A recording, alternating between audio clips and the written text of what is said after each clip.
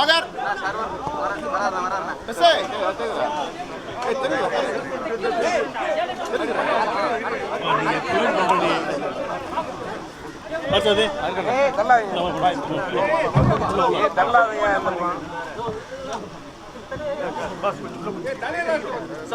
சொல்லமா சொல்லமா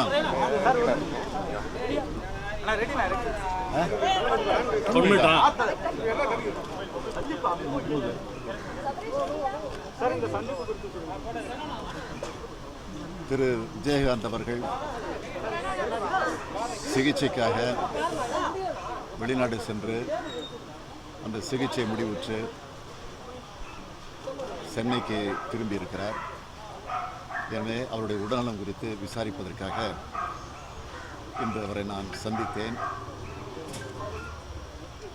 நான் அவரோடு நீண்ட நாட்களாக நண்பராக பழகி கொண்டிருக்கக்கூடியவர்கள். அவரை விட வயதில் ஒரு வயது குறைவாக இருந்தாலும் என்னை அவர் மரியாதையோடு அண்ணன் என்றுதான் அன்போடு தொடர்ந்து அழைத்து கொண்டிருக்கக்கூடியவர். அதையும் தாண்டி தலைவர் கலைஞர் அவர்கள் மீது அளவு கடந்த பாசமும் அன்பும் ஏன் பக்தியும் கொண்டிருந்தார் என்று சொன்னால் அது மிகையாகாது. அவர்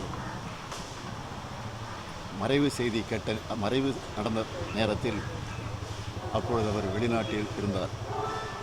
வெளிநாட்டிலிருந்து வீடியோ மூலமாக இரங்கல் செய்தியை சொல்லுகிற போது தாங்க முடியாத அளவிற்கு சோகத்திலே மூழ்கி அவர் அழுத அந்த காட்சி இன்றைக்கும் நம்முடைய மனதிலே நிழலாடி கொண்டிருக்கிறது. அவர் மறைவேறியதற்கு பிறகு நேரடியாக வெளிநாட்டில் இருந்த காரணத்தால் நேரடியாக வந்து அஞ்சலி செலுத்த முடியாத ஒரு சூழ்நிலையில் அதற்கு பிறகு சிகிச்சை முடிந்து இந்தியா வந்ததற்கு பிறகு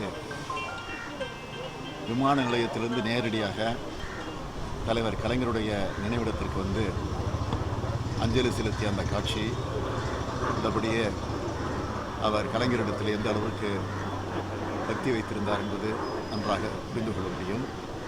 அவர் நல்ல முறையில் தேறி வந்திருக்கிறார். அவர் இன்னும் ஆரோக்கியமாக வாழ்ந்து நாட்டுக்கும் சமுதாயத்திற்கும் பாடுபட வேண்டும், பணியாற்றிட வேண்டும் என்ற என்னுடைய வாழ்த்துக்களை திராவிட முன்னேற்ற கழகத்தின் சார்பில் நான் தெரிவித்துவிட்டு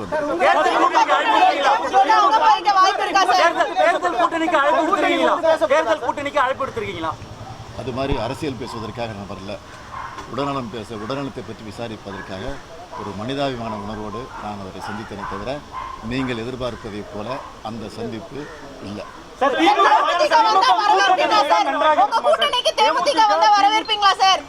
உங்களுடைய நல்ல எண்ணத்திற்கு என்னுடைய பாராட்டுக்கள். நன்றி.